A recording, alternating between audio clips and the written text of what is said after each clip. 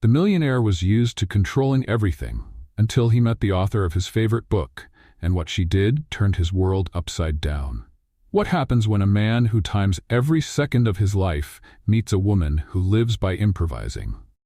In today's video, Archer Vance is going to find out that not even all his money can hide his biggest secret, a forbidden passion. But before we start the story, leave your like and tell me, have you ever fallen for someone who was your opposite? Enjoy the story. Look at what you did. Archer Vance's voice came out low, controlled, the kind of tone he used when he was about to fire someone. Coffee ran down his suit, dripping onto the elevator floor. The woman in front of him held the empty cup with impressive calm. She looked at the mess, then at his face, and did something no one ever did to Archer Vance. She smiled.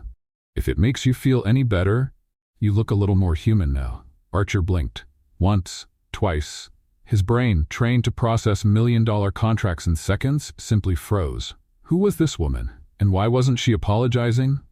Do you have any idea how much this suit costs? She tilted her head, pretending to think. I don't know, but I bet it has more personality now than it did before. I have a meeting in exactly 8 minutes, he said, checking the watch on his wrist. A meeting that can decide the future of 300 employees. And now I'm going to walk in, looking like I lost a battle to a coffee machine. How dramatic, she replied, rolling her eyes. You could just take off the jacket. Take off the jacket? Archer repeated, like she had suggested he walk into the meeting in his underwear. I don't take off the jacket, ever. She crossed her arms, clearly amused. Even if it's on fire? I put out the fire? With the jacket still on? With the jacket still on. The elevator passed the 25th floor. Archer tried to wipe the stain with his hand, which only made it worse. Now it looked like he had fought the coffee and lost in a humiliating way. You know you're spreading it more, right? She pointed out. I know what I'm doing. You clearly don't. Archer stopped rubbing and stared at her. She had the kind of look that always seemed to be holding a funny secret. She was the exact opposite of everything Archer knew. You're not going to apologize? He asked. For what? For the coffee, on my suit, that you spilled. She seemed to consider the question with exaggerated seriousness.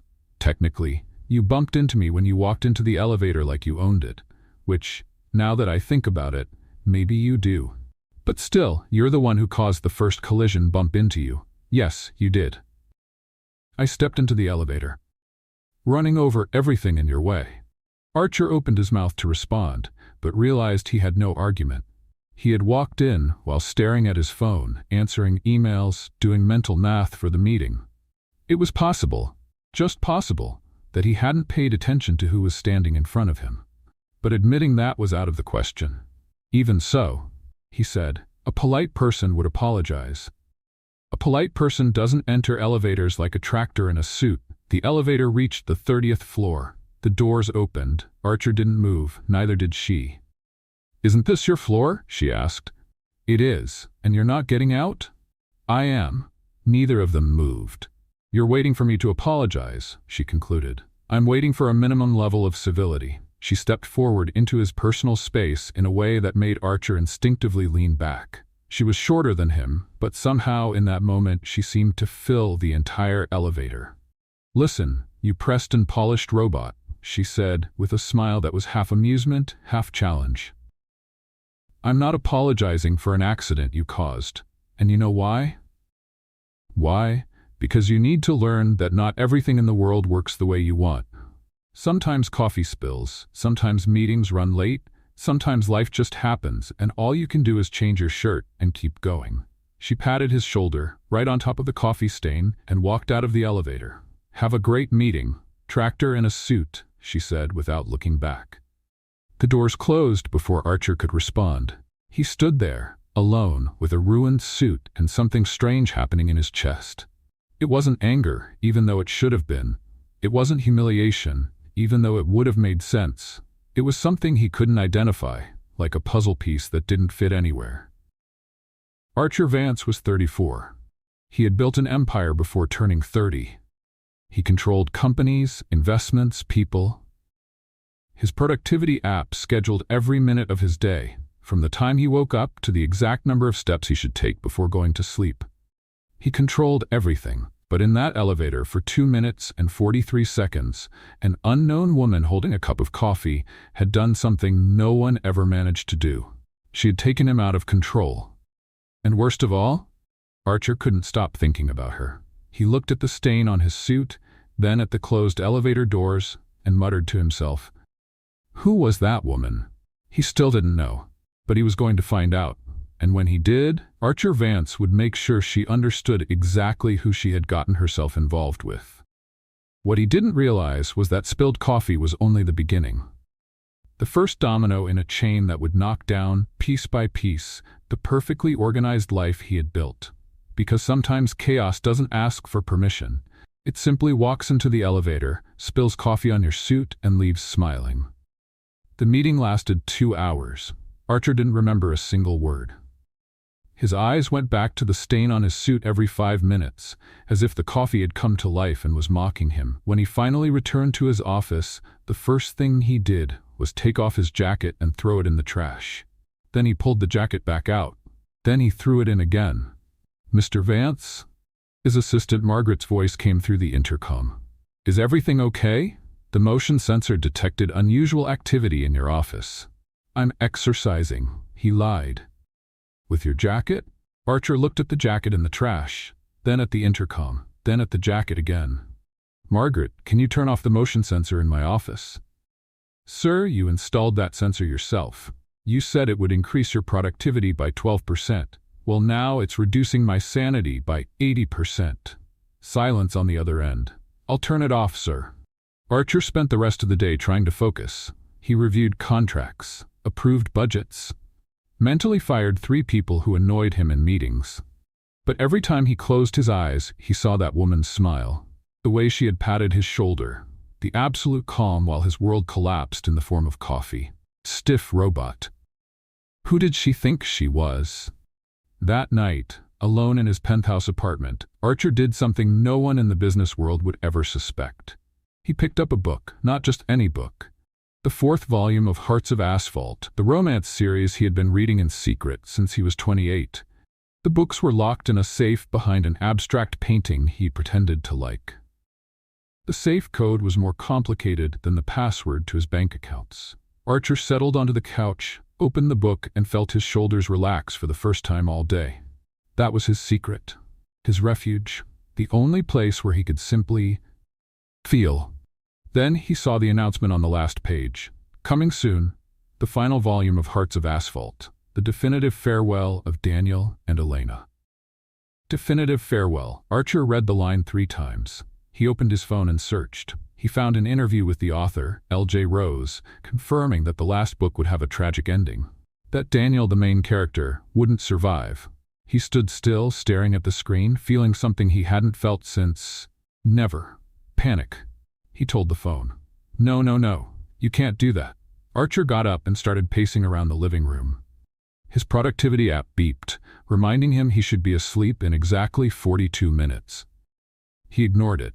The app beeped again. He threw the phone onto the couch. Daniel can't end like that, he muttered. He went through everything. The betrayal in the 2nd book, the accident in the 3rd, finding Elena again. He deserves a happy ending. One rational part of Archer's brain pointed out that he was having an emotional breakdown over a fictional character. The other part told the rational part to be quiet. The next morning, Archer arrived at the office with a mission. During the weekly strategy meeting, while his directors talked about acquisitions and mergers, he quietly searched on his phone. Lighthouse Publishing, the company behind Hearts of Asphalt. The results were troubling. The publisher was in serious financial trouble, mounting debt, falling sales. The last book in the series could be the publisher's last book too. Mr. Vance, the CFO's voice pulled him out of his thoughts. Do you agree with the proposal? Archer had no idea what proposal they were talking about. I agree, he said. But first I want to discuss a new acquisition. A new acquisition? It's not on the agenda. It is now. He projected the Lighthouse Publishing information onto the screen. His directors looked confused. A book publisher? The marketing director asked. Mr. Vance, we work with technology, apps, innovation. What would we do with a publisher? Portfolio diversification, Archer replied, using his "Don't question my decisions" voice. "But this publisher mainly releases romance novels," the CFO pointed out, clearly trying not to laugh. "Romance, sir. Love stories." So what? So what is that?" The man looked at his colleagues for support. "You've always said romance novels were a waste of time. At the last conference, you said reading fiction was entertainment for people without clear goals." Archer remembered that line. He was proud of that line. Now it was coming back to haunt him. "I was being strategic," he improvised, "building a public narrative. Behind the scenes, I always knew the publishing market had potential." The directors exchanged looks that clearly said, "Our boss has lost it." "Sir," Margaret tried, watching from the doorway, "maybe we should review the numbers more carefully before." "Buy the publisher," Archer cut in. "Today." "Today?" "Today. Now. Before lunch, if possible." The silence in the room was the kind that comes before major disasters. "And one more thing," Archer continued. "I want a meeting with their main author, L.J. Rose, in person." "For what?" the marketing director asked. Archer thought of Daniel, of Elena, of the tragic ending he could not accept. "Editorial strategy," he said. "We're going to discuss the future of the series." No one looked convinced, but no one dared to disagree. That night, alone again, Archer opened the productivity app and logged the acquisition. The system calculated the expected return and displayed red numbers. Likely loss. Decision not recommended. He approved it anyway. For the first time in his life, Archer Vance had made a business decision based on feelings. And the strangest part was that he did not regret it. The app beeped one last time before he fell asleep. "Meeting confirmed. L.J. Rose, Friday, 2 p.m. Archer smiled. At last, he would meet the person responsible for his favorite characters. He would convince her to change the ending. He would save Daniel.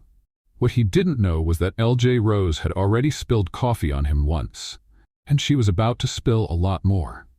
The safe behind the abstract painting held 27 books. Archer knew the exact number because he counted them every week like a dragon checking its treasure. No one could know about it. No one. The morning after the decision to buy the publisher, Archer gave an interview to a business magazine. The reporter, a guy too young to wear a bow tie, asked about Archer's reading habits. "I read reports," Archer replied, adjusting his posture. "Market analysis, financial projections, content that adds value. And fiction? Novels?" Archer forced a laugh that sounded almost natural. "Novels are entertainment for people who have nothing to do. Made-up stories about made-up feelings. A waste of time." "Interesting," the reporter said, taking notes. "So you've never read a novel?" "Never." The lie came so easily that Archer almost believed it. Later at the office, Margaret walked in with a stack of documents. "The Lighthouse Publishing acquisition has been approved," she reported. "Congratulations, sir. You now own a romance publisher." "It's a strategic investment." "Of course," Margaret agreed, in a tone that suggested she didn't believe it at all. "The meeting with L.J. Rose is confirmed for Friday." The author accepted, but her assistant said she didn't seem very enthusiastic. "She doesn't need to be enthusiastic, she needs to be present." Margaret hesitated at the door. "Sir, can I ask something?" "Yes. Why the specific interest in this author? The publisher has other writers. Some even sell more." Archer thought of Daniel, of Elena, of the ending that could not happen. "Editorial strategy," he repeated the same line from the meeting. "You already said that yesterday." "Because it's still true." Margaret left, clearly unconvinced. Archer waited for the door to close, then opened the secret drawer in his desk and pulled out the 4th volume of Asphalt Hearts. That one he didn't keep at home. That one had to stay close. He reread the last chapter for the 3rd time that week. Daniel was at a turning point. Elena was gone. The dreams he built seemed to be collapsing. Everything pointed to him losing what he loved most. But in the last paragraph, a letter arrived. A hope appeared. To be continued in the next volume, the last one, the farewell. Archer closed the book with more force than necessary. "You can't end it like this," he murmured to the pages. "Not after everything." The intercom beeped. "Mr. Vance, your video call with the Asian investors starts in 5 minutes." Archer hid the book in the drawer so fast he almost trapped his fingers. "I'm coming." The video conference lasted 2 hours. At some point, an investor asked about the publishing house acquisition. Archer explained with numbers, charts, and projections. He talked about the book market, consumer trends, and the potential for streaming adaptations. He didn't mention Daniel. He didn't mention Elena. He didn't mention that he was buying an entire company to save two fictional characters from a sad ending. Some secrets were too big even for boardrooms. That night, at home, Archer did something he had never done before. He looked up L.J. Rose. The information was scarce. The author protected her privacy fiercely. Few public photos, all from behind or with her face partly covered. Rare interviews, always in writing, never on video. It was as if she existed only on the pages of her books. Archer found a quote from her on a literary blog. "I write endings that need to exist, not endings people want. The truth of the story matters more than the reader's comfort." He read the sentence 5 times. "The truth of the story," he repeated. What truth? Daniel and Elena together is the truth. 4 books building that relationship. You can't just destroy everything at the end. His imaginary dog didn't answer because Archer didn't have a dog. He had a minimalist apartment, designer furniture, and a silence that sometimes felt too heavy. He went back to the safe, opened it, looked at the 27 books arranged in reading order. Novels, all of them. Secrets printed on paper. If anyone found out, his reputation would be ruined. Archer Vance, the man who called novels a waste of time, had a hidden collection. Archer Vance, who mocked sentimentality in meetings, cried in chapter 17 of the 3rd book of Hearts of Asphalt. Archer Vance, who controlled everything, was buying a publishing house because he couldn't stand the idea of an unhappy ending for characters who didn't even exist. The irony was so big, he almost laughed. Almost. He picked up the first volume of the series and flipped to the dedication. For everyone who has loved in silence. Archer had read that line dozens of times. But that night, it felt different, more personal, as if the author knew something about him that he didn't even know himself. The productivity app beeped. Reminder, meeting with L.J. Rose in 3 days. Prepare arguments. Define strategy. Archer started typing a plan. Negotiation points. Financial offers. Contract pressure. Everything calculated to make the author give in. But as he typed, a doubt grew. What if she didn't give in? What if L.J. Rose was as stubborn as her characters? Archer shook his head and kept typing. It didn't matter who she was. It didn't matter what she wanted. He had bought the publishing house. He had the power. He would get what he wanted. He always did. The plan was ready. The arguments were solid. The strategy was flawless. But deep down, in a part of himself he pretended didn't exist, Archer felt something was wrong. That changing someone else's story was a line that shouldn't be crossed. That too much control could destroy exactly what he was trying to protect. He ignored the feeling. After all, it was just a book, just an ending, just an unknown author who would probably give in at the first sign of pressure. What could go wrong? 3 days later, Archer would find out the answer. And it would come in the form of brown eyes, an ironic smile, and a cup of coffee he would never forget. The meeting room door opened, and Archer Vance's world fell apart in slow motion. It was her, the woman from the elevator, the one from the coffee shop. "Good afternoon," she said, holding out her hand. "Lily Jones. But you can call me L.J. Rose." Archer didn't take her hand. He couldn't move. He couldn't blink. He couldn't do anything at all except stand there like a wax figure in a museum of bad decisions. "Mr. Vance?" Margaret called, worried. "Are you okay?" "He's great." Lily answered for him, pulling out a chair and sitting down like she owned the place. "He's just processing." Businessmen tend to freeze when they run into unexpected variables. Archer finally found his voice. You're L.J. Rose." "I am." "You spilled coffee on my suit."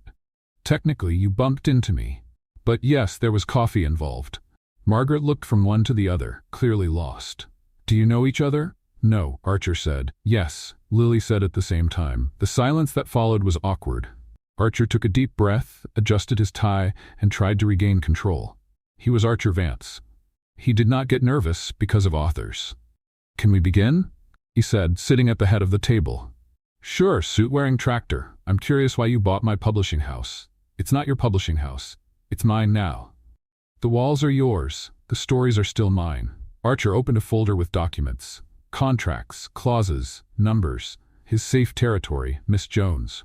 "Miss Jones," he repeated, ignoring the correction. "I acquired Lighthouse Publishing for strategic reasons. One of those reasons involves the Asphalt Hearts series." Lily tilted her head, studying him. Did you read my books? The question was a trap. Archer knew it was a trap. I did a market analysis. That doesn't answer my question. It answers enough. It answers nothing. Lily smiled. Did you read them or not? Archer thought about the 27 books in the safe, the nights rereading chapters, the hidden tears. That's irrelevant. It's the most relevant thing in this meeting. He decided to change strategy. What matters is this. Archer pushed a document toward her. The contract gives me the right to approve significant editorial decisions. The ending of the last book is a significant editorial decision. Lily did not even look at the paper. And what do you want with the ending? I want it changed. Changed how? Archer hesitated. Saying I want Daniel and Elena to end up together and happy sounded too childish. I want a more optimistic ending. Optimistic? Lily repeated, like it was a joke. You bought an entire publishing house to ask for a happy ending? I bought a publishing house to ensure an adequate return. Sad endings sell less. That's a lie, and you know it. Archer knew it, but he was not there for sales. He was there for Daniel. The contract gives me authority, he insisted. The contract gives you paper with words. My story isn't on paper. It's here. Lily pointed to her own head. And here, she pointed to her heart. You can buy publishing houses, buildings, entire countries, but you can't buy what I feel about my characters. Everything has a price. That sentence explains a lot about you. The tension rose. Margaret, still at the door, looked like she wanted to be anywhere else on the planet. Miss Jones, Archer tried again. I am offering an opportunity. Resources, marketing, worldwide promotion. In exchange for what? In exchange for a small change to the ending. Small. Lily stood up and walked to the window. She was silent for a few seconds. Do you know what your problem is, Archer Vance? I don't have problems. You have so many you can't even see them. She turned to face him. You think control is power, that money buys anything, that emotions are variables to be calculated. Emotions are variables to be calculated, and that's exactly why you're alone. The blow hit hard. Archer felt it, but kept his expression neutral. My personal life is not up for discussion. It's always up for discussion. You just don't notice. She went back to the table and picked up her bag. The answer is no. You didn't even consider. I did. The answer is still no. I can make things difficult, and I can turn your life into a public relations nightmare. Imagine the headline, Billionaire tries to censor an author and force a happy ending. Archer imagined it. It was not pretty. That's blackmail. That's a balance of power. You should like it. She walked to the door, but stopped before leaving. You know what's funny? What? You bought an entire publishing house because of a book you clearly love. But you can't admit it, not even to yourself. Lily smiled. When you figure out why that ending bothers you so much, come find me. Then we'll have a real conversation. The door closed behind her. Archer was alone in the room, with useless documents spread across the table. He had lost the negotiation. He never lost negotiations. But the worst part wasn't that. The worst part was that someone had looked right through him, had seen something he hid even from himself, and instead of anger, all Archer felt was curiosity. Who was Lily Jones? And why could she disarm him so easily? After the disastrous meeting, Lily Jones called Archer Vance's office. He answered on the first ring. Not because he was eager. Obviously not. He was just near the phone. By coincidence. Mr. Vance, Miss Jones on line 2. Margaret announced. Transfer her.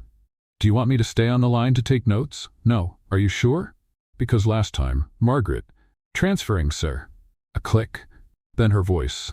Suit-wearing tractor. Did you miss me? Archer gripped the phone harder than necessary. Miss Jones, I assume you're calling to accept my offer.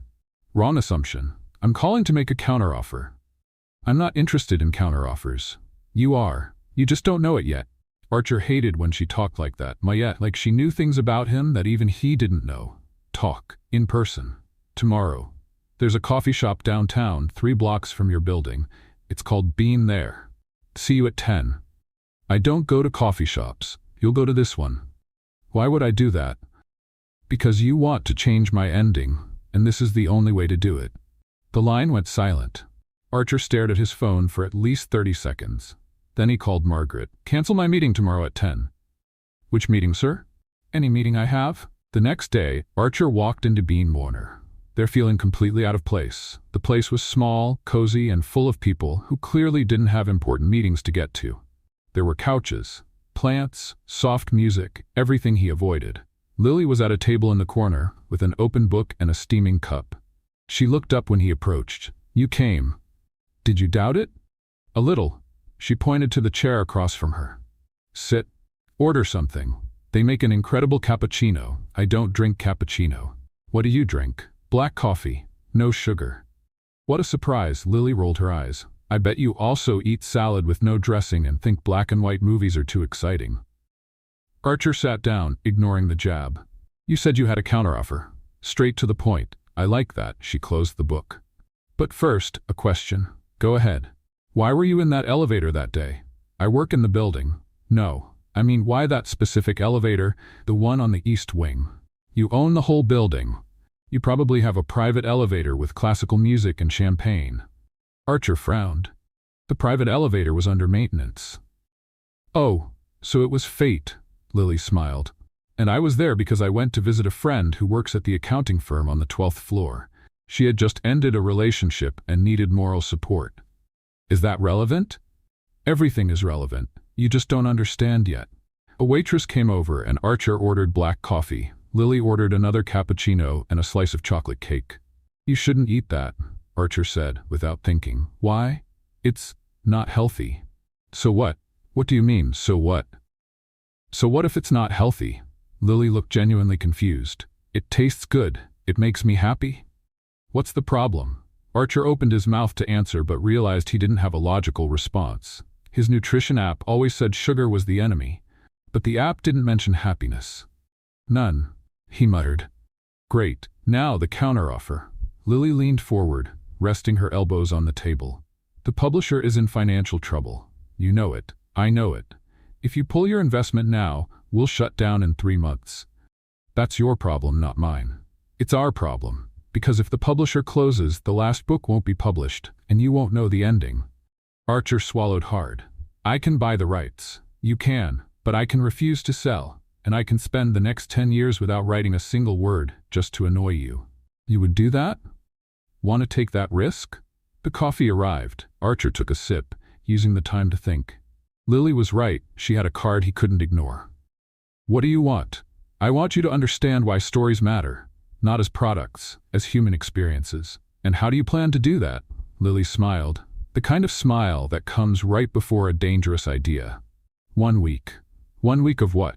1 week without technology, without your productivity app, without a timed routine, without reports, spreadsheets, or meetings scheduled down to the second. Archer almost spit out his coffee. "That's insane. It's an experience. It's impossible." "It's 1 week. I have a company to run." "You have people to run your company. Delegate." Archer shook his head. "Why would I do something so absurd?" Lily leaned back in her chair. "Because you want to change my ending. And I'll only consider changing it if you prove you understand what you're asking for." "I understand perfectly. You understand numbers. You understand contracts. You understand profit and loss." She stared at him. "But you don't understand why Daniel has to lose Elena. And until you do, I won't change a single comma." The silence between them lasted almost a full minute. "If I do this," Archer said slowly, "will you change the ending? If you do it for real, honestly, I'll consider it." Consider is not a guarantee. Guarantees don't exist in real life, only in your contracts. Archer finished his coffee, ordered another, drank half of it. "What are the rules?" Lily looked surprised for a second. Then she opened her purse and pulled out a folded piece of paper. "I knew you were going to ask that." She handed him the paper. "It's all there." Archer read in silence. Rule 1. No electronic devices for 7 days. Phone, tablet, computer, smartwatch. Nothing. Rule 2. No fixed schedule. Wake up when your body wants, sleep when you're tired, eat when you're hungry. Rule 3. 1 activity a day chosen by Lily. No complaints. No questions in advance. Rule 4. At the end of the week, an honest conversation about what he learned. "This is torture," Archer said. "This is living." "Same thing." Lily laughed. A real laugh, not the polite laughs he heard at business dinners. "You're funnier than you pretend to be, you know that?" "I'm not funny." "You are. You just don't let anyone see it." Archer looked at the paper again. It was crazy. It was completely out of his control. It was everything he hated, but it was also the only way to save Daniel. If I do this and you don't change the ending, I'm going to sue you for emotional damages. Emotional damages? You? Lily pretended to be shocked. I thought you didn't have emotions. I have stock shares. It's almost the same thing. She reached her hand across the table. So we have a deal? Archer hesitated. His brain screamed at him not to accept. His logic begged him to stand up and leave. But something stronger kept him there. Curiosity, maybe. Or maybe it was something else he still couldn't name. He shook her hand. 1 week. 1 week. And then you change the ending. Then I'll consider it, Lily corrected. But I have a feeling you'll change your mind before I do. Unlikely. We'll see. She let go of his hand and smiled again. It starts tomorrow. Be ready to hand over your phone at 8 in the morning. Where? At my apartment. I'll send the address. On my phone that you're going to confiscate. That's why I'm sending it today, she winked. Enjoy your last night with your app. Say goodbye nicely. You two seem to have an intense relationship. Archer stood up, not quite sure what he had just agreed to. Let's try to get along. You're predictable. That's why we're going to get along so well. He left the coffee shop with the folded paper in his pocket and a strange feeling in his chest. He had just handed control of his life to a woman who spilled coffee on him and didn't even apologize. What could go wrong? The answer would arrive in less than 24 hours, and it would be much worse than anything his productivity app could have predicted. Archer's phone was confiscated at 8 in the morning. By 8:03, he was already having an existential crisis. What do I do with my hands? He asked, staring at his own fingers like they were strange objects. Lily put the phone in a shoebox and smiled. You can use them? So that doesn't make sense. Welcome to the week. Lily's apartment was the opposite of Archer's apartment. Small, colorful, full of books stacked in places where books shouldn't be. There were plants in the windows, paintings on the walls, and an organized mess he couldn't figure out. And there was a dog. This is Mr. Darcy, Lily introduced. Archer looked down. A basset hound stared back at him with sad eyes and ears that dragged on the floor. The dog looked like he had given up on life at least 3 years ago. Why is his name Mr. Darcy? Because he's proud, antisocial, and it takes him forever to show affection. Lily shrugged. He reminded me of someone. I'm not antisocial. You have an app that schedules your human interactions. That's efficiency. Mr. Darcy yawned, clearly bored with the argument. Then he walked up to Archer, sniffed his shoe, and stepped away with visible disapproval. He doesn't like me, Archer said. He doesn't like anyone. You two will get along. The first activity of the day was simple. Do nothing. What do you mean, do nothing? Archer asked for the 5th time. Sit. Look out the window. Exist. That's not an activity. It's the hardest activity you'll do this week. Archer sat on the couch. He looked out the window. It lasted exactly 47 seconds. Has a minute passed? Not even close. How much time is left? You don't have a watch. That's the point. Archer stood up, sat down again, crossed his legs, uncrossed them, tapped his fingers on his knee, stopped, started again. Mr. Darcy watched him from the corner of the room with an expression that clearly said, pathetic. Your dog is judging me. Archer said, he judges everyone. It's part of the charm. After an eternity that was probably 20 minutes, Lily announced it was time for lunch. Let's order food, she said. Great. What's healthy around here? Pizza. Pizza isn't healthy. Pizza is happiness in circle form. Case closed. The pizza arrived half an hour later. Lily opened the box in the middle of the living room, sat on the floor, and started eating. What are you doing? Archer asked, horrified. Eating. On the floor? On the floor. Why? Because it's fun. She took a bite. Sit here. I don't sit on the floor. Why? Because. Archer stopped. Why exactly? Because it's not appropriate. Appropriate for who? He had no answer. Lily patted the space next to her. Come on, the floor doesn't bite. Archer looked at the floor, looked at the couch, looked at Lily chewing pizza with a happiness he didn't understand. Slowly, like he was disarming a dangerous situation, he sat down on the floor. There, he said. I'm on the floor. And how do you feel? Uncomfortable. Perfect. Grab a slice. He did. He took a bite. The pizza was good. Very good, actually. But he was not going to admit that. It's acceptable, he said. It's the best pizza in the city, and you know it. Mr. Darcy, drawn by the smell, came closer and sat beside Archer. The dog looked at the pizza, looked at Archer, looked at the pizza again. "No," Archer said. Mr. Darcy tilted his head. "No," Archer repeated. The dog kept staring. "He won't stop," Lily informed him. "Dogs don't eat pizza. This one does.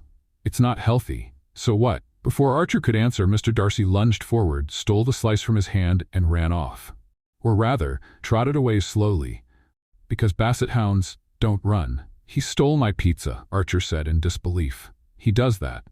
"And you didn't train him?" "I tried. He ignored me. We reached an agreement."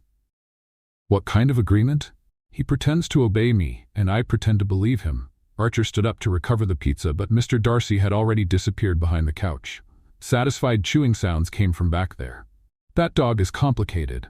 He just knows what he wants. You should learn from him." The afternoon got even worse. Lily decided Archer needed a creative experience and put him in front of paper to draw. "I don't draw," he protested. "Now you do." "I don't know how to draw." "No one knows at first. That's why it's called learning." Archer stared at the blank page. He picked up the pencil. He froze. "What do I draw?" "Whatever you want." "But what do you want me to draw?" "Whatever you want." "That's not a clear instruction." "Welcome to art." He drew a square. Then he looked at the square. "What is that?" Lily asked. "A square." "Why a square?" "Because squares are efficient." Lily pulled the paper away and put another one in front of him. "Again, this time, don't think." "I always think." "That's the problem." Archer tried again and again. On the fifth attempt, he drew something that vaguely looked like a dog. "It's Mr. Darcy," he said, surprised at himself. Lily looked at the drawing, looked at the real dog, who had come back and was now sleeping on the rug. "It's awful," she said. "I know. But it's honest. It's a start." That night, lying on Lily's couch because apparently he slept there now, Archer stared at the ceiling. Without his phone, the silence was deafening. Without the app, he didn't know what time it was. Without his routine, every minute seemed to carry a different weight. Mr. Darcy jumped onto the couch and settled at Archer's feet. "Get down," Archer said. The dog didn't move. "Get down," he repeated. Mr. Darcy sighed and closed his eyes. Archer gave up. He had lost an argument to a dog. And the worst part was that it didn't bother him as much as it should have. The week was only on the first day, and Archer already felt like something inside him was starting to crack. Archer found the tablet on the fourth day. It was hidden under a pile of books in Lily's office, forgotten like an old toy. He knew he shouldn't touch it. He knew it was against the rules, but his hands were already turning it on before his brain could protest. "Just 5 minutes," he muttered to himself, "just to check if everything is fine." The tablet was old and slow. It took forever to load. Archer stared at the screen with the anxiety of a man in the desert finding water. There was no internet. Of course wasn't. Lily wasn't careless. But Archer had downloaded an offline version of his productivity app months earlier. For emergencies. And this was definitely an emergency. He opened the app. The familiar screen appeared. Charts, lists, numbers, order. Archer felt his shoulders relax for the first time in 4 days. "Yes," he whispered. "This makes sense." He started checking his overdue tasks, missed meetings, unanswered emails, the chaos his absence had created. Then an old notification appeared. Reminder, parents' wedding anniversary. Call. Archer froze. The notification was 3 years old. He had never deleted it. He had never been able to. His parents had divorced 6 months after that reminder. A 32-year marriage collapsing into signed papers and divided furniture. Archer found out through an email. A cold, formal email, as if they were announcing a change of address. He didn't call on that anniversary. He was too busy. He had an important merger, a meeting that couldn't wait. There was always something that couldn't wait. "What are you doing?" Lily's voice came from the doorway. Archer almost dropped the tablet. "Nothing." "That's a lie." She crossed the room and pulled the device from his hands. She looked at the screen, saw the app open, the old notifications still visible. Her expression changed. Her usual amusement disappeared. "You can't do it, can you?" she said, her voice low. "I just needed to check." "Check what?" "If the world still exists without you controlling every second?" "That's not it." "It's exactly that." Lily tossed the tablet onto the couch and crossed her arms. 4 days. You made it 4 days before you broke. I didn't break. I just... Cheated. The word hung in the air between them. Archer wanted to defend himself, but he couldn't find the arguments. You turn everything into numbers, Lily continued. Feelings, relationships, people. Everything becomes data in your app. Everything becomes something to control. Organization isn't control. For you, it's the same thing. Mr. Darcy walked into the room, sensed the tension, and immediately lay down in the corner, pretending he didn't exist. Even the dog knew this conversation was serious. What was in that notification? Lily asked. Nothing. Archer, it's none of your business. You're in my house, living by my rules, trying to change my story. It's all my business. The silence lasted almost a minute. Archer looked at the tablet on the couch, at the notification he had never deleted. It was a reminder, he said at last. My parents' wedding anniversary. And? They got divorced. 6 months later. Lily said nothing. She waited. I didn't call that day. Archer continued, his voice lower now. I was busy. I was always busy. And then there was nothing left to call and celebrate. You blame yourself.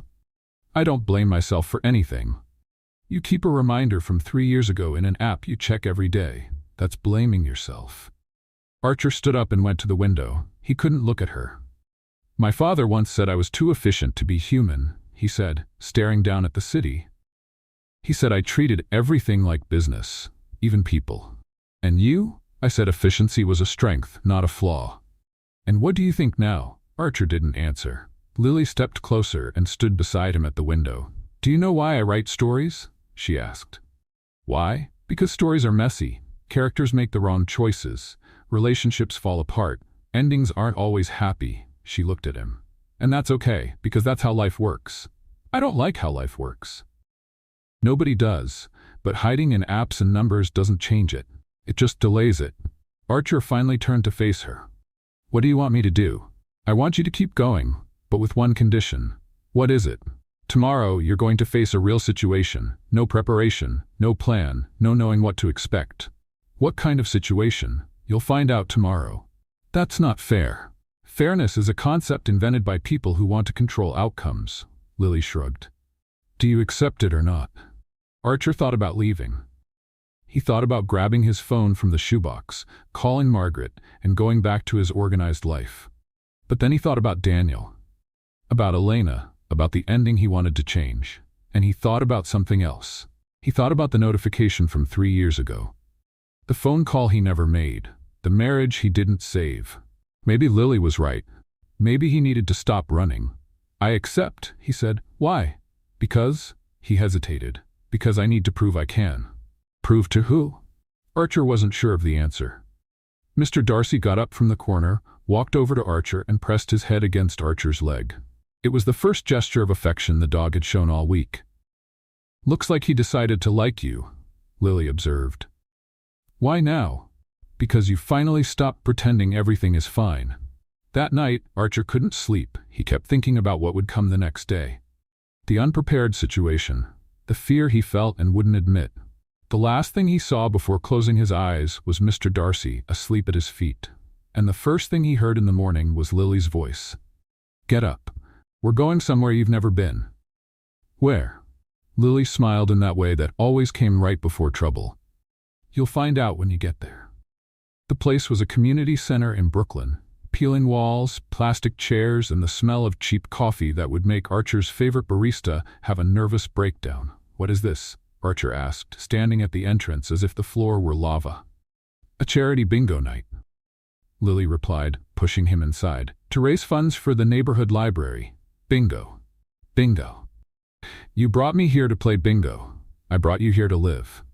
Bingo is just the backdrop. The hall was full of people. Ladies with colorful hair. Men in local team shirts. Kids running between the tables. No one wore a suit. No one checked emails. No one seemed to have the slightest idea who Archer Vance was. It was terrifying. Sit here. Lily pointed to a table in the middle of the hall. I'm going to get the cards. The cards? Bingo cards. Try to keep up. She disappeared into the crowd. Archer was left alone, sitting on a plastic chair that creaked under his weight. A woman next to him smiled. First time? Is it that obvious? Sweetheart, you're sitting like the chair is going to explode. Archer tried to relax. The chair creaked louder. I'm Betty, the woman introduced herself. And this is my husband, Osvaldo. A man on the other side of the table raised his hand without taking his eyes off the card in front of him. He doesn't talk much, Betty explained. 53 years of marriage. We've already said everything there is to say. 53 years? Archer repeated, surprised. Yeah, the secret is pretending you don't hear half of what the other person says. Osvaldo grumbled something that sounded like agreement.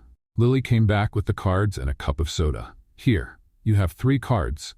When they call a number you have, mark it with this bean. A bean? A bean. She put a handful of dry beans in front of him. Archer looked at the beans like they were alien artifacts. Why beans? Because it's tradition, and because plastic chips cost money. The bingo started. A woman with a noisy microphone called the numbers with an enthusiasm Archer found impossible for that activity. B7, she shouted. Archer checked his cards. No B7. N42, still no. G58, nothing. You've got bad luck, Betty observed, marking her own card. But don't worry, luck changes. I don't believe in luck, Archer said. I believe in calculated probability. And what's the calculated probability of you winning this bingo? Archer did the math in his head. About 3%. Then you have 3% hope. That's more than a lot of people have. The game continued. Archer didn't win the first round, not the second. In the third, he was starting to relax when a voice behind him made him freeze. Wait, I know you. He turned. A middle-aged man stared at him with narrowed eyes. You're that guy. The billionaire. I saw your photo in a magazine. The entire hall seemed to go silent. Archer felt every set of eyes turn toward him. You must be mistaken, he tried. No, I'm not. Archer Vance, the productivity app guy. The one who said people who read romance novels are unproductive. Betty's eyes went wide. You said that? It was taken out of context, Archer muttered. My granddaughter reads romance, the man continued, crossing his arms. She's 16, and she's read more books than you've probably read in your whole life. I read a lot. Reports don't count. Archer searched for Lily with his eyes. She was on the other side of the hall, watching. She didn't move to help. He was alone. Look, Archer said, standing up. I didn't come here to cause trouble. Then what did you come for? Market research? To see how poor people have fun? I came to play bingo. Billionaires don't play bingo. This one does.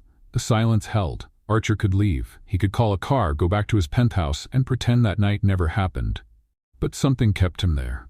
Maybe it was pride, maybe it was stubbornness, or maybe it was the image of Lily watching from a distance, waiting to see what he would do. I said the wrong things, Archer admitted, the words coming out with difficulty. About romance, about people who read. I was being arrogant. You were, the man agreed. But I'm trying to change, that's why I'm here. Trying to change by playing bingo? Trying to change by stopping thinking I know everything. Betty let out a small laugh. Sweetheart, it took you long enough to figure that out. I know. Archer sighed. Believe me, I know. The man studied him for a moment. Then he uncrossed his arms. My granddaughter would love to know a billionaire admitted he was wrong. Can I take a picture? A picture? To prove it happened. No one will believe me. Archer almost said no. Pictures were risky. They could leak. They could become headlines. But then he looked at the room full of people who had paused their lives to help a library. People who had nothing to gain except the satisfaction of doing something good. You can take it off, he said. The photo was taken. The man shook his hand. Mrs. Betty offered him a piece of cake she had brought from home. Mr. Osvaldo stayed quiet, but gave a nod that felt like approval. The rest of the night went by fast. Archer didn't win any bingo, but he listened to stories. About children who lived far away, about jobs lost and found, about small victories that didn't show up in any financial report. At the end, when everyone was getting ready to leave, Lily came over. You stayed, she said. I did. Archer thought about the question, thought about the stories he heard, the people he met, because it was the right thing to do. Lily smiled, not her usual teasing smile, a different one, softer. You're changing, Archer Vance. Is that good? I still don't know, but it's interesting. They walked to the exit together. The night was cold, but Archer barely noticed. Something inside him had changed. The armor he had worn for years was starting to crack. And for the first time, it didn't feel so scary. But what he didn't know was that, while he was playing bingo in Brooklyn, Someone at the office had found something they shouldn't have. And by the next morning, Archer Vance's secret would no longer be a secret. Margaret called 23 times before Archer finally saw his phone. Lily had given the phone back that morning, marking the official end of the week without technology. Archer barely had time to celebrate. The moment the screen lit up, his world collapsed. "Vance, where were you?" Margaret practically yelled. "I tried to reach you in every possible way." "What happened? You need to see the emails. Now, all of them." Archer opened his inbox. He had 1,200 unread messages. The first 100 were from investors. The next 200 were from reporters. The rest was corporate panic in text form. Then he saw the headline Margaret had forwarded. "ICE billionaire melts for romance. Leak reveals Archer Vance is the biggest fan of Hearts of Asphalt." Archer stopped breathing. "How?" he asked, his voice sounding strange. "An internal email from the publisher's acquisitions team. Someone forwarded it to someone who forwarded it to someone and... well, you know how these things work." Archer did know that was how empires fell, one click at a time. He opened the article. There were screenshots of the email, lines highlighted in yellow. Mr. Vance specifically requested a meeting with L.J. Rose due to his personal interest in the series. And worse, internal sources confirm Vance owns every volume and has reread the series multiple times. The comments under the article were merciless. "The guy who said romance was a waste of time reads romance in secret. Hypocrisy has a name." Imagine Archer Vance crying at the reunion chapter. "I can't stop laughing. Someone please make an edit of him holding the book with hard eyes." "Mr. Vance?" Margaret called. "Are you still there?" "I am. The investors want an emergency meeting. The board wants a public statement. PR wants to know if it's true. If it's true. If you really read romance novels." Archer looked at Lily, who was across the room, watching in silence. "I'll call you back," he said, and hung up. The silence between them lasted almost a full minute. "So," Lily finally said, "you're my biggest fan. This isn't funny. It's a little funny. My reputation is being destroyed." "Your reputation for what? For being a robot with no feelings?" Lily crossed her arms. "Maybe it's good for people to see you're human. Humans don't close deals. Humans don't attract investors. Humans don't run companies. Humans live. I don't have that luxury." Archer's phone wouldn't stop vibrating. Social media notifications, text messages, missed calls. The whole world seemed determined to remind him of his failure. He opened one of the apps. Someone had already created a hashtag, romantic billionaire. It had 20,000 posts in 2 hours. There were edits of him with book covers, drawings of him hugging fictional characters, a video of a comedian imitating him reading romance in secret in the bathroom. "This is a nightmare," Archer muttered. "This is the internet," Lily corrected. "Tomorrow they'll be talking about something else. Tomorrow I may not have a company anymore." The phone rang again. This time it was the chairman of the investor board, Archer answered. "Mr. Bradley, Vance, what is going on?" "A temporary situation. I'm already handling it." "Temporary?" "The stock dropped 3% in 2 hours. Our partners are calling, worried. People are asking if you've lost your mind." "I haven't lost my mind." "Then why did you buy a romance publisher? Why are you involved with that author?" "It's a strategic investment. It's a joke, and you are the joke." The line went silent. Archer stared at the phone. "He hung up on me," he said, almost in disbelief. "People do that when they're afraid," Lily observed. "Afraid of what?" "Of finding out their leader has feelings. It's terrifying to people who think emotions are weakness." Archer started pacing around the room. His brain ran through options, strategies, exits. "I need to fix this," he said. "Fix it how?" "By controlling the narrative. Showing it was a misunderstanding. But it wasn't a misunderstanding. You really read my books. People don't need to know that." Lily stopped. "You're going to lie?" "I'm going to protect my business. By denying who you are. By denying a version of me that doesn't work in the corporate world." The silence that followed was different from the others. Heavier. Colder. "And what are you going to do about the book?" Lily asked. Archer didn't answer right away, but the decision was already made. "I'm going to suspend the release. Temporarily. Until things calm down." "You can't do that. I own the publisher. I can do whatever I want. You promised you wouldn't interfere with my story. That was before my life turned into a circus." Lily stared at him with an expression he had never seen before. It wasn't anger. It was worse. It was disappointment. "I thought you had changed," she said quietly. "I can't afford to change." "Can't or won't?" Archer didn't answer. Lily grabbed her purse and walked to the door. "You know what's sad?" she said without turning around. "You spent an entire week learning how to be human. And at the first real test, you chose to be a machine again." "Lily? Good luck with your investors, Archer. I hope it's worth it." The door closed. Archer stood alone in the apartment. Mr. Darcy watched him from the corner with that sad expression basset hounds always have. The phone kept vibrating. The world kept demanding answers. Archer had chosen control. He had chosen safety. But as he stared at the door Lily had walked through, he wondered if he had just lost something far more valuable. And the worst part was that he didn't know how to get it back. The productivity app started working perfectly again. Alarms at 6 in the morning, coffee at 6:15, exercise at 6:30. Every minute calculated, organized, under control. Archer hated every second of it. It had been a week since Lily left. A week since he suspended the book's release. A week since he chose to be a machine instead of a human being. The press had calmed down. The investors stopped calling. The stock stabilized. Everything went back to normal. Except nothing felt normal. Mr. Darcy was lying in the corner of the room, watching Archer with those sad dog eyes that looked like they had seen too much. The basset hound had stayed. Lily said he needed company, and Archer didn't have the courage to argue. Now the dog was the only witness to Archer's quiet collapse. "Stop looking at me like that," Archer said. Mr. Darcy sighed and kept looking. "I made the right choice. It was business or feelings. I couldn't have both." The dog yawned. "You don't understand finance." Mr. Darcy got up, walked over to Archer, and lay down at his feet. It was the most emotional support a basset hound could offer. Archer turned back to the computer. He had reports to review, numbers to analyze, decisions to make. He opened the first document. Read the first line. Read it again. Nothing sank in. He closed it. He opened another one. Same result. Without realizing it, his hand went to the hidden drawer, the one he swore he would never open again. His fingers found the cover of the 4th volume of Hearts of Asphalt. "Just a few pages," he murmured. To relax. 2 hours later, he had reread half the book.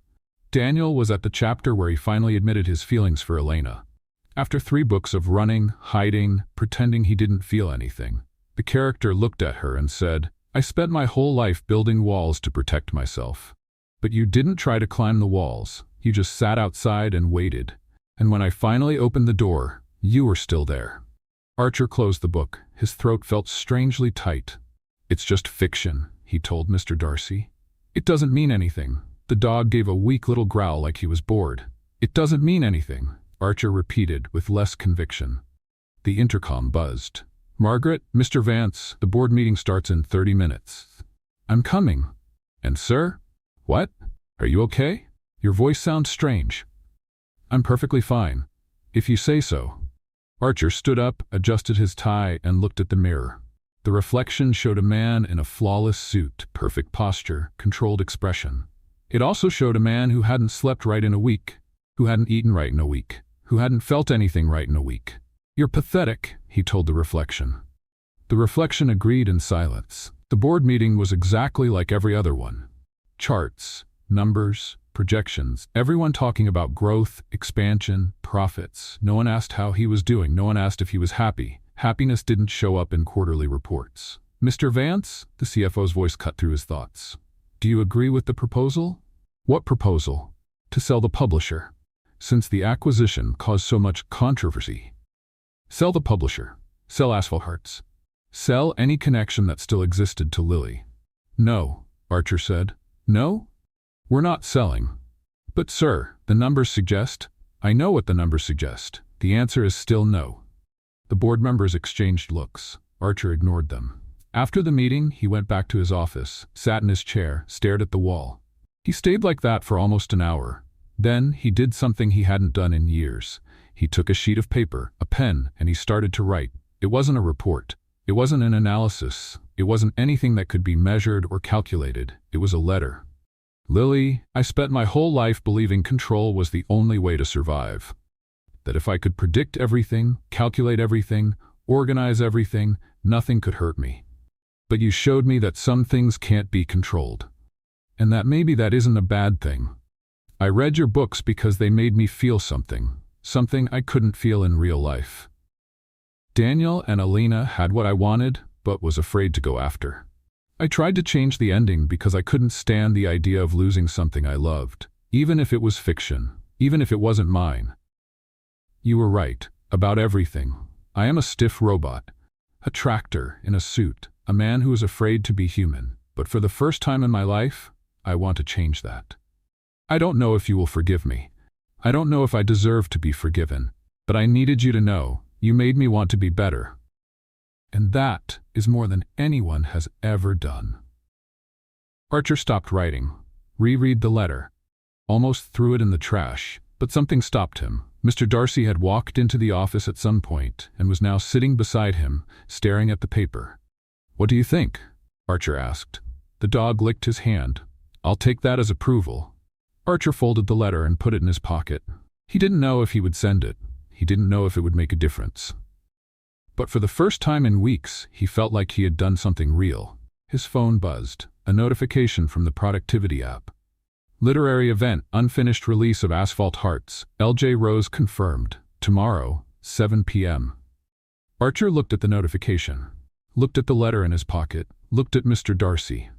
This is a terrible idea, he said. The dog wagged his tail for the first time since he had arrived. A terrible idea, Archer repeated. But he was already grabbing his car keys. Some decisions couldn't wait until they made sense. The auditorium was packed, 300 people waiting for an ending that didn't exist. Lily stepped onto the stage with the unfinished manuscript in her hands. She had spent the past week rewriting, trying to find the right words. But every time she reached the last chapter, her mind went back to the same place. To him. Good evening, she said into the microphone. Thank you for being here. The audience applauded. Lily waited for the silence to return.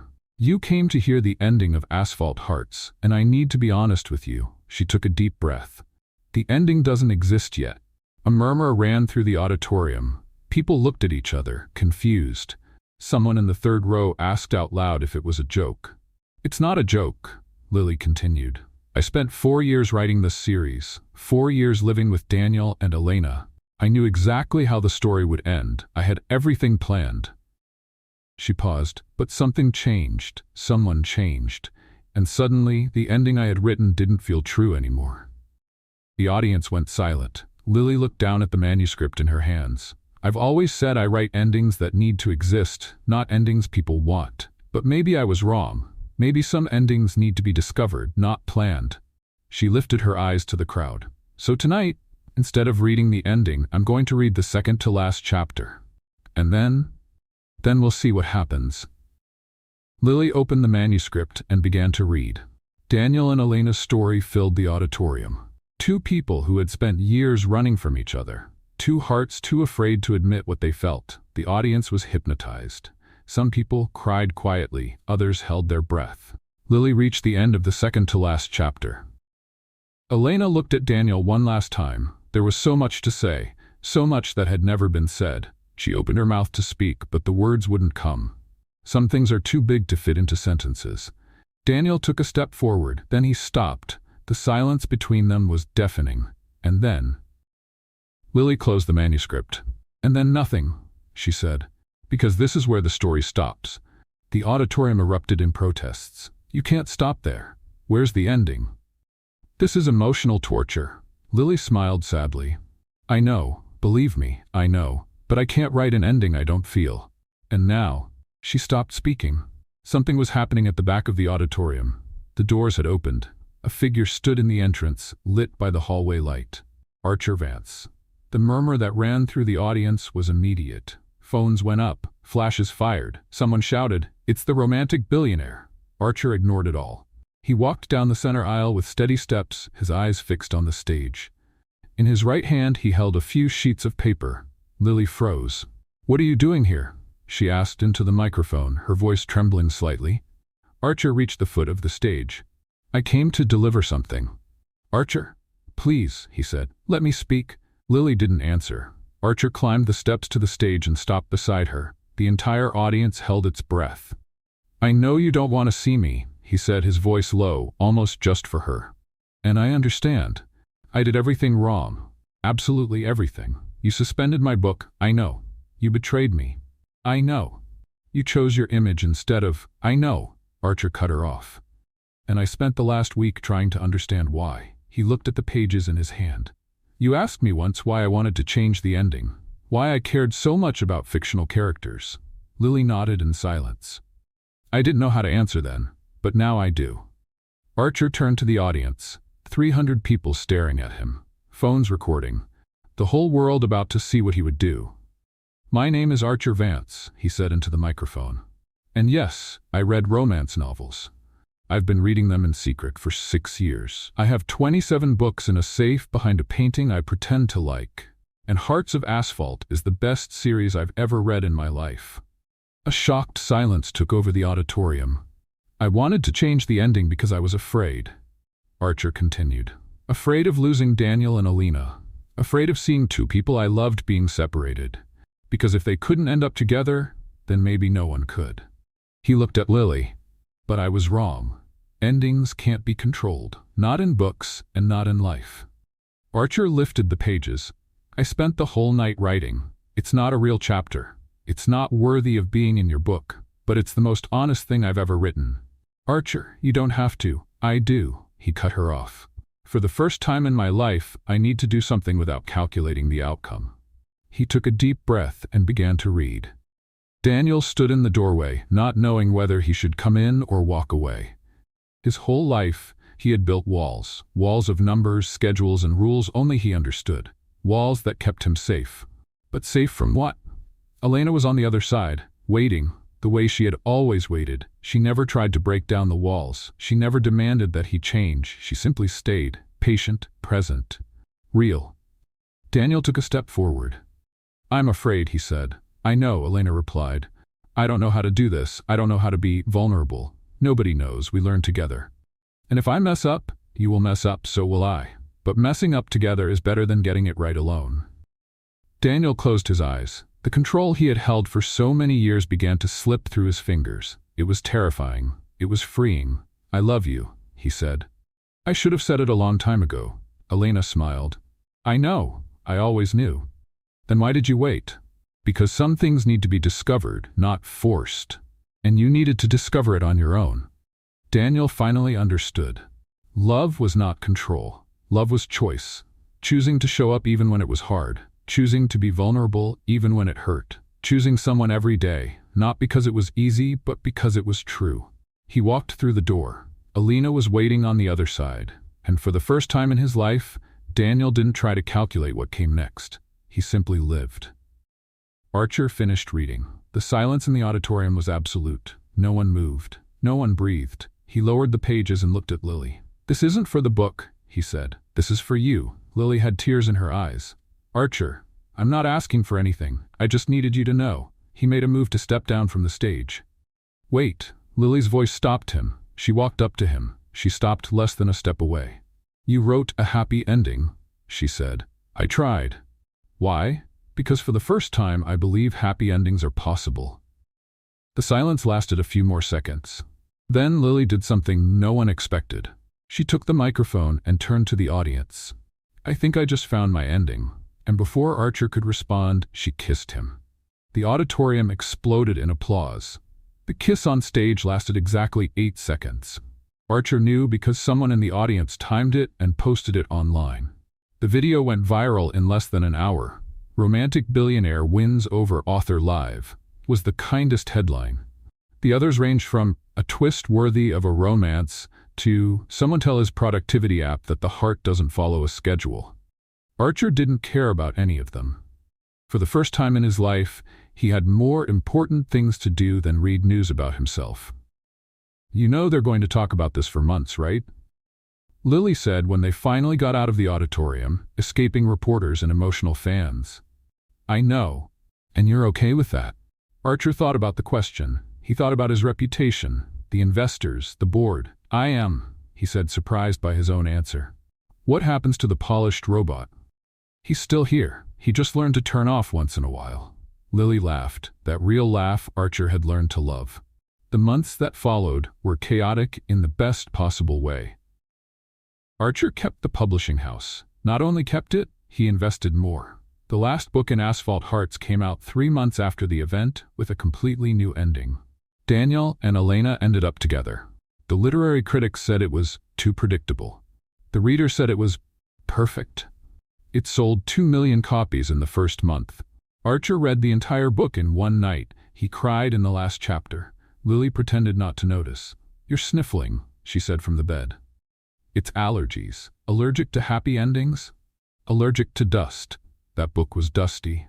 "I gave you that copy 3 hours ago." Fast dust. The basset hound, who now officially slept in their bed, lifted his head and looked at Archer with an expression that clearly said, "You're not fooling anyone." Their life found a strange, comfortable rhythm. Archer still used the productivity app, but now it had a new category: time to do nothing. Lily still wrote late into the night, but now she had someone to bring tea and make comments about her characters. "You can't make the main character in the new book a cold businessman who falls for an author," Archer protested one night, reading over her shoulder. "Why not?" "Because it's obviously based on me." "It's not based on you. The character is named Nathan Lance. It's an anagram of Archer Vance." "No, it isn't." "Lily, I know how to do math." "Fine, maybe it's lightly inspired." "Lightly. Readers will love it. Readers will know it's me." "And does that bother you?" Archer thought for a moment. "No, I just want the right to approve the cover." 6 months after the kiss on stage, Archer did something his old self would never have considered. He asked Lily to marry him. No elaborate planning. No reservations at expensive restaurants. No rings hidden in champagne glasses. They were sitting on the living room floor eating pizza, with the furry one trying to steal a slice like he always did. "Marry me," Archer said out of nowhere. Lily stopped chewing. "What?" "Marry me." "Now?" "Not now. At some point. When you want, if you want." "Is this a proposal?" "Apparently." "You don't have a ring. I can buy a ring." "You're not on one knee. I can get on one knee." "You're covered in tomato sauce." "Is that relevant?" Lily looked at him, at the tomato sauce, at the dog who had finally managed to steal a slice and was now chewing happily in the corner. "Yes," she said. "Yes, as in it's relevant, or yes, as in you accept?" "Yes, I accept, you idiot." Archer smiled, the kind of smile he didn't know he was capable of until he met Lily. "You called me an idiot."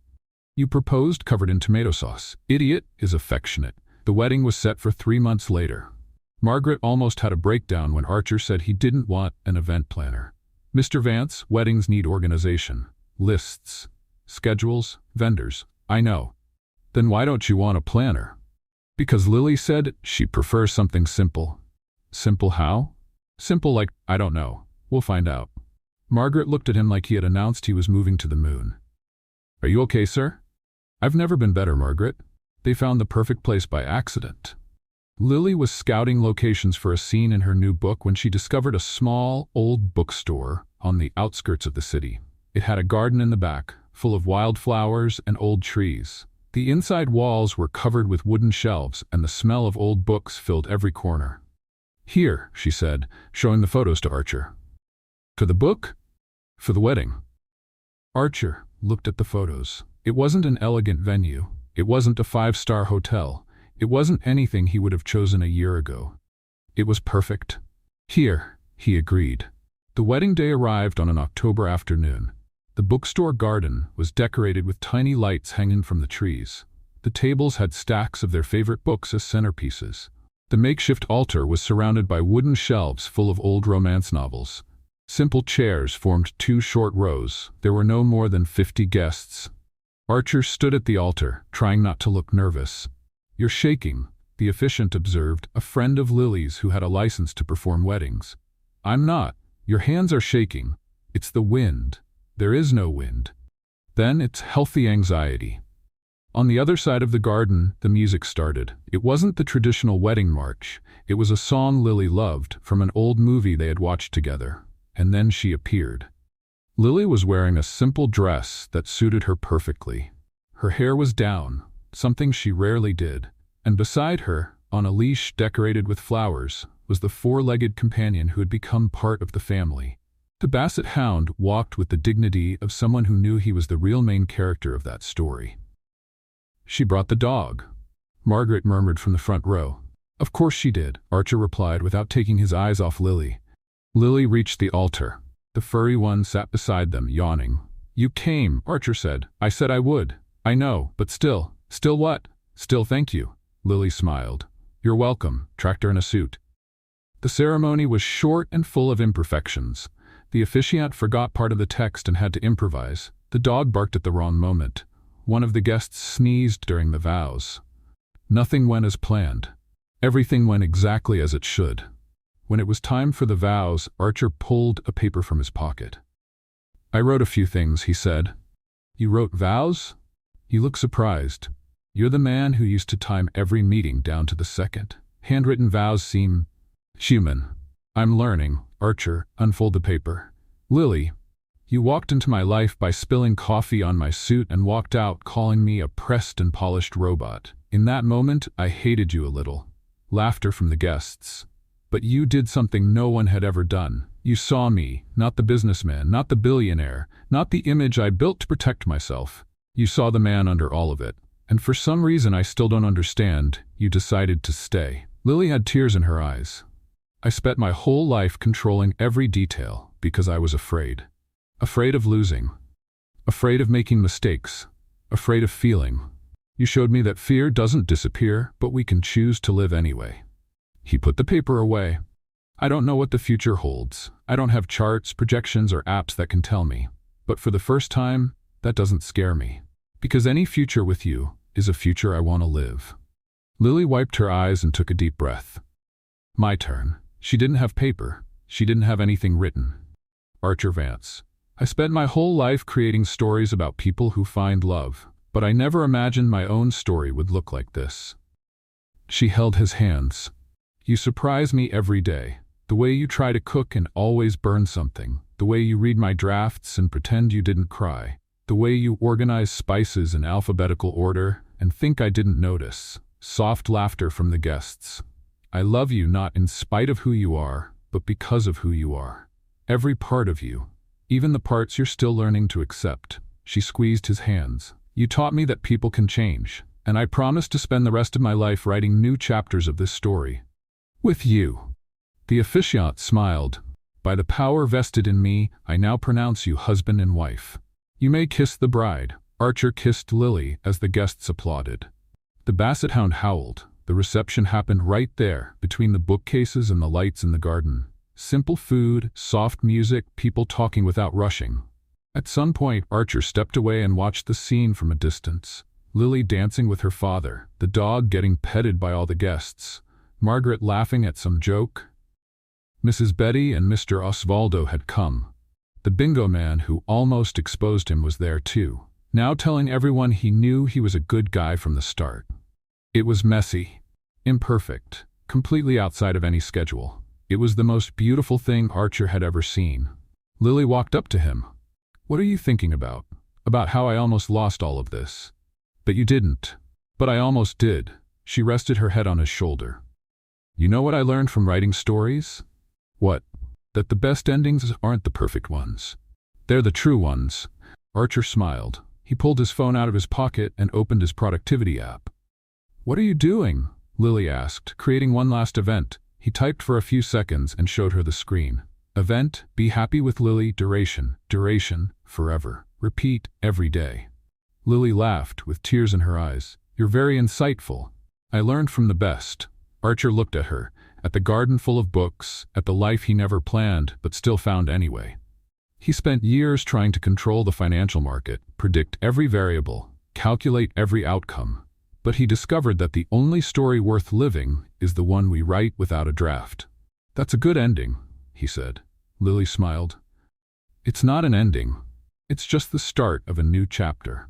And for the first time in his life, Archer didn't try to calculate what would come next. He simply lived. Who would have thought that spilled coffee and a grumpy dog would be the big matchmakers in this story? Archer learned the hard way that happiness doesn't show up in financial reports. But I want to know what you think. Do you think Lily was too hard on him? Or did he really need that shock to change? And would you have Archer's courage to give up everything for a week to prove your love? If you like this happy ending, leave your like and tell me down below which character you loved meeting the most. A big hug, and I'll see you in the next story.